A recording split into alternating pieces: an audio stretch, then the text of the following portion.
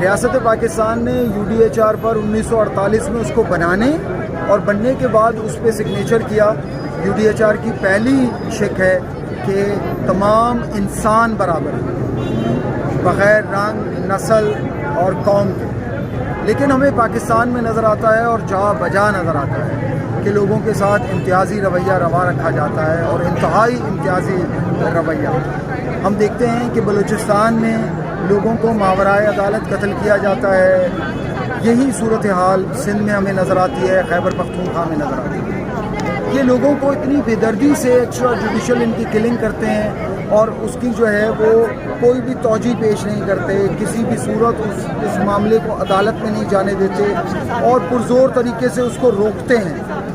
اسی طرح جبری گمشدگیوں کے معاملات کو دیکھیے تو ریاستی ادارے کہ جن کے ذمہ آئین اور قانون کی پاسداری ہے، وہی ریاستی ادارے جو ہیں ہمیں نظر آتا ہے آئین اور قانون کی دھجیاں بکھیرتے نظر آتے ہیں۔ یہ جب لوگوں کے گھروں میں جاتے ہیں تو ان کے گھروں میں دیواروں کو پھاند کر داخل ہوتے ہیں، لوگوں کے دروازوں پہ کنڈیاں بجا کے نہیں، دروازے توڑ کے داخل ہوتے ہیں، جبکہ ہمارا آئین کہتا ہے کہ ریاست جو ہے وہ چادر اور چار دیواری کے تقدس کو پامال نہیں ہونے دے گی۔ یہ چادر اور چار دیواری کے تقدس کو پامال کرتے ہیں اور جا بجا کرتے ہیں۔ اسی طرح جب یہ اندر جاتے ہیں تو لوگوں پر تشدد کرتے ہیں، لوگوں کو بغیر وارنٹ کے، بغیر بتائے کہ کہاں لے کر جائیں گے، انہیں گھسیٹتے ہوئے، تشدد کرتے ہوئے اپنے ساتھ لے جائیں گے۔ آئین پاکستان کہتا ہے کہ آپ کسی کو بھی جب گرفتار کریں گے تو 24 گھنٹوں کے اندر اندر اسے مجاز عدالت میں پیش کریں گے۔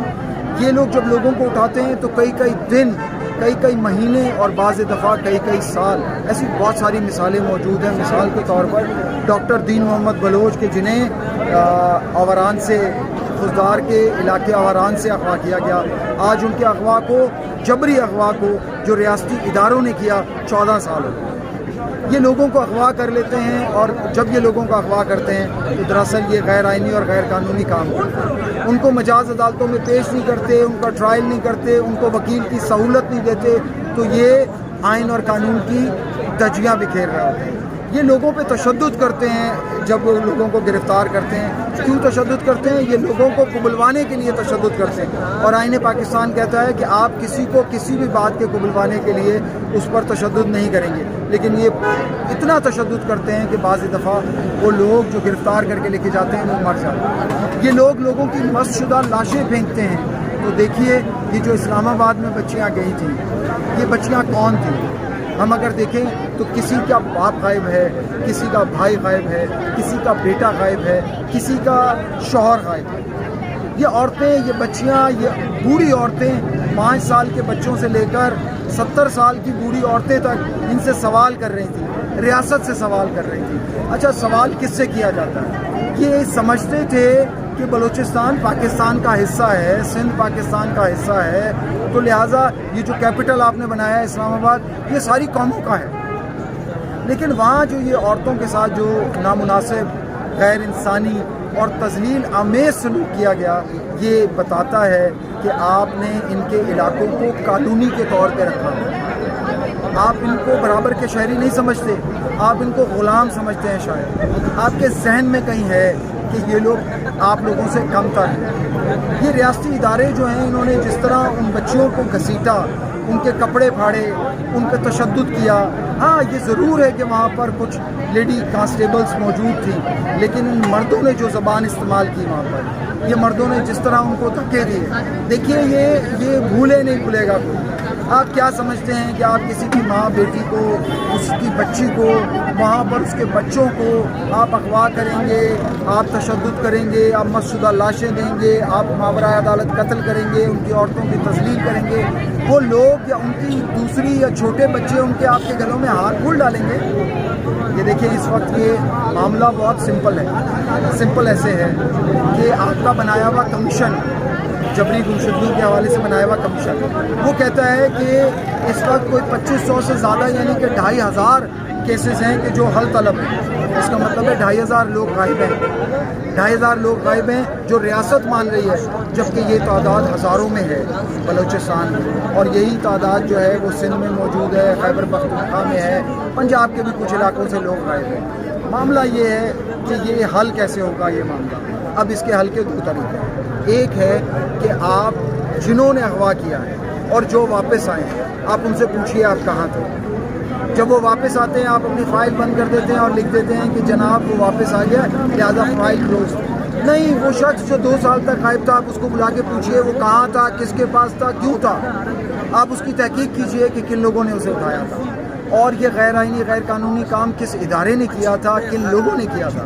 جب آپ یہ کام کریں گے ان لوگوں کو, ذمہ داروں کو, ان ملزموں کو آپ کٹہرے میں لائیں گے, ان ریاستی اداروں کے لوگوں کو, اور ان کو سزائیں دیں گے, وہاں سے ٹرننگ پوائنٹ آئے گا. آپ ماورائے عدالت قتل کرنے والوں کے خلاف FIR درج کریں گے, عدالتوں میں انہیں لے کے جائیں گے, ان کا ٹرائل کریں گے, تب وہ معاملہ حل ہوگا. لیکن ہمیں یہ معاملہ حل ہوتا ہوا نظر نہیں آتا. ریاستی ادارے ریاستی ہی اداروں کی تذلیل کر رہے ہیں. کون سے ریاستی ادارے؟ آپ دیکھیے فوج کے ریاستی ادارے, یہ ISI, MI, آپ کی CTD, آپ کی اس تمام ادارے, IB, یہ تمام ادارے جو ہیں اپوز کرتے ہیں عدالتوں کو. عدالتیں جب کہتی ہیں تربت میں بالاج بلوچ کے حوالے سے کہ اس کی FIR درج کی جائے, تو کیا مطلب ہے کہ کوئی پولیس درج نہیں کر رہی وہ FIR؟ ایسا نہیں ہے. کیا IG اسلام آباد نے خود سے یہ فیصلہ کر لیا کہ وہ مہرنگ بلوچ کے ساتھ ان تمام مظلوم بچیوں کو روکیں گے اور ان کی تذلیل کریں گے؟ نہیں, اس نے عدالت میں کہا ہے کہ مجھے اوپر سے آرڈر تھے. اوپر سے کس کے آرڈر تھے؟ اوپر کون ہے؟ اوپر یہی ادارے ہیں. اور دیکھیے جب کوئی ایک شخص کوئی گناہ کرتا ہے نا, تو اس جرم کرتا ہے تو آئین اور قانون میں اس جرم کی سزا ہوتی ہے, اس شخص کو اس کی سزا ملتی ہے, وہ شخص صاف ہو جاتا ہے. لیکن جب یہ ریاستی ادارے کوئی جرم کرتے ہیں, جیسا کہ یہ جرم کر رہے ہیں جبری گمشدہ کر کے, جیسا یہ جرم کر رہے ہیں لوگوں کی تذلیل کر کے, جیسا کہ یہ جرم کر رہے ہیں لوگوں کو ماورائے عدالت قتل کر کے, تو دیکھیے یہ یاد رکھیے اداروں کی اس طرح کے گناہوں اور سزاؤں کی جو سزا ہے, جرم کی سزا ہے, وہ لوگوں کو نہیں ملتی, وہ ریاستوں کو ملتی ہے, اور یہ دنیا نے بھگتی ہیں یہ ساری. دیکھیے آج بھی اگر اس ریاست کو آپ نے چلانا ہے تو اس کا واحد راستہ آئین اور قانون کا راستہ ہے. اس کا واحد راستہ لوگوں کی عزت کرنے کا راستہ ہے. اس کا واحد راستہ لوگوں کی برابری کا راستہ ہے. اس کا واحد راستہ لوگوں کو سنیں آپ. یہ واحد راستہ ہے کہ لوگوں کے جو ہے وہ سوالات کا جواب دیں. اگر آپ سوال کا جواب نہیں دے سکتے تو پھر کہہ دیجئے کہ آپ اس آئین کو نہیں مانتے.